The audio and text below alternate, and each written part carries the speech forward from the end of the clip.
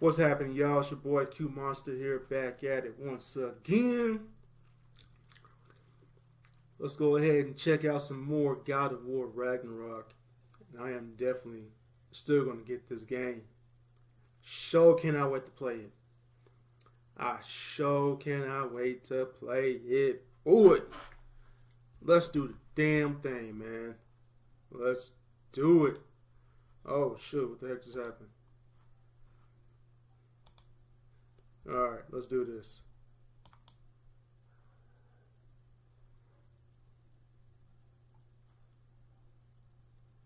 Playing.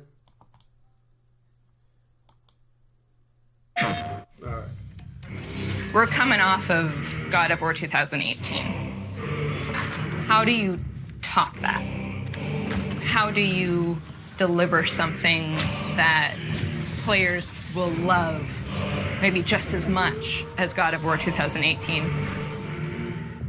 The pressure was tremendous.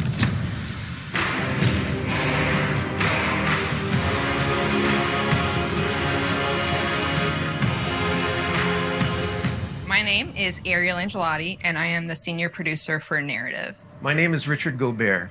I'm the story lead for God of War Ragnarok. I'm Jody Kupsko, and I'm the supervising dialogue designer. It's my job to shape the story along with our writing team, our narrative director, and game director. As a producer, it's my job to help build a team to create that content, to own the schedule in realizing that content. I oversee the dialogue production throughout the entire titles. Every line of dialogue that you hear, every human vocalization and effort and grunt, our team touches. So I'm a man now, like you? No. We are not men. We are more than that. The responsibility is far greater. In the story of God of War 2018, we find Kratos seemingly having turned over a new leaf in the Norse lands. He lives a quiet life, hidden in the woods with his wife Faye and their son Atreus. And the story starts with them mourning her death. And we learn that she made a final request before she passed away. She wanted them to spread her ashes from the highest peak in all the 9 realms. He's scared of being a bad father, a bad influence, and as a result, it's made him an absent father. His greatest fear is that he's passed that evil that's inside of him onto his son. You are too quick to temper. You are rash, insubordinate, and out of control. This will not stand. You will honor your mother and abandon this path you have chosen. It is not too late. They befriend Freya, who is an exiled Vanir goddess who used to be married to Odin. They meet Mimir, the self-proclaimed smartest man alive, who serves as their guide and their confidant. And they meet the Holdra brothers, Brock and Sindri, who are world-class weaponsmiths who end up their main source of upgrades and equipment. Now, among the enemies they make are the Aesir gods, whose leader is none other than Odin, someone we never meet in God of War 2018, but who casts a very long and dark shadow over the 9 realms. There are consequences to killing a god! Why? How do you know? How do you know? After many adventures, Kratos and Atreus end up fulfilling Mom's wishes, and over the course of that journey, they find out more about each other and about themselves, and finally find a common ground between them. They become the close family unit that Faye hoped that they would become. In God of War Ragnarok, we fast forward a few years, and little Atreus is now a teen, and they're back to hiding out in their home in the woods in Midgard. During the course of the previous game's events, they were forced to kill Odin's grandchildren, Magni and Modi, the sons of Thor. Thor does a lot of the lion's share of Odin's dirty work, and as a consequence, he's a very violent, unstable personality.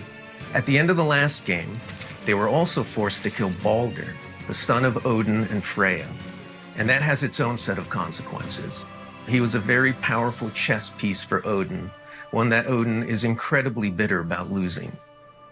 Freya has vowed vengeance against them for the killing of her son. Kratos and Atreus didn't want to kill him. They were friends with Freya. But Baldur tried to kill her in front of them, and Kratos had no other option in the moment but to kill him to save Freya's life, even though it meant losing Freya's friendship. I will parade your cold body from every corner of every realm and feed your soul to the vilest filth in hell. That is my promise. He saved your life. He robbed me of everything. Do what you gotta do, you know what I'm saying? Me and Trey, we dip out, you know what I'm saying? Everything. But, His death is also foretold to bring about Fimbulwinter, which is a Baldur, brutal 3-year winter that is then followed by Ragnarok. It's an apocalyptic war between all the Norse gods, the giants, the dwarves, and the elves, and an army of the dead. They're all destined to fight in a battle that basically ends the world. Kratos is understandably worried about his son and what it means for him. You get to go on this journey with how Atreus grows into a young adult and how Kratos grows into his next era in his life, and really see kind of the parent that he's striving to be, but the person he's striving to be. I find that tale so incredibly relatable. We had started shooting plenty of content before the pandemic hit. In fact, the week before we all went work from home, we were doing a shoot. I remember being on and off that set, running back to the office and having to talk to studio leadership about what was going down and how this was going to impact us moving forward. And those were trying times. For us, it was a very unique challenge because we had to bring in actors and we had to record them. And so we had to look at different ways of adapting our typical motion capture process and dialogue recording process so we can continue production and continue at the quality that we wanted for our players and our fans. We had some actors stand in for other characters, actors who were already, who were like core to one of the scenes, might just be able to play a background character in another scene to be able to avoid a situation where too many people were on set on any given day. We avoided compromising the story that we were trying to tell as a result of the pandemic and these limitations that we had to deal with. There were no cinematics that we changed. We still have the same characters in them in the final game. We just had to get a bit creative with how we shot the content. Our actor for Atreus, Sonny, is a teenage boy, and his voice changed dramatically throughout the several years on this title. I don't want to fight anyone. Doesn't matter if you're bad. The prophecies say Fimbulwinter leads to Ragnarok. War is coming. Whether the Norse saga was going to be a trilogy or just 2 games was something we debated a lot. There were obviously pros and cons for either approach. So we waited for Cory Barlog to weigh in, and he did, and he said, let's do it in 2. The consequence to that is, how do you wrap up the story in one game and do Ragnarok justice? How do we lead up to that and then have a big moment at the end of the game and wrap up all those loose threads?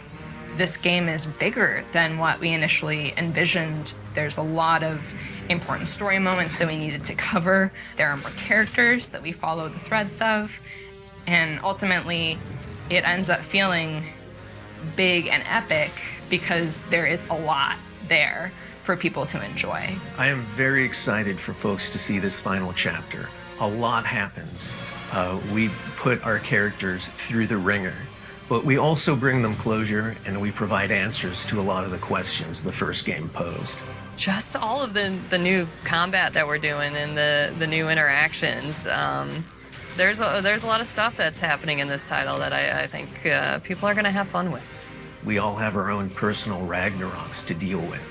And this story is about how you process that, how you own it, and how you make it a part of yourself and grow from it. I mean, we set some stuff up at the end of last game. There's going to be some consequences this game. We're going to see how things play out between Freya and Kratos. We're going to see how the evolution of the family relationship continues. You got Brock and Sindri, the dwarves, who are kind of part of your makeshift family now. And there's going to be some other characters that we introduce that maybe going to disrupt the balance a little bit.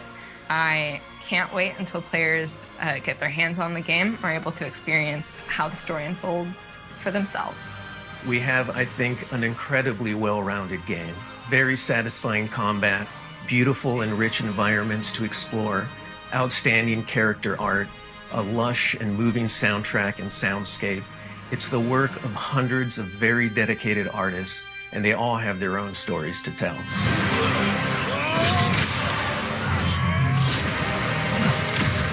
Ready. Let's go. Woo!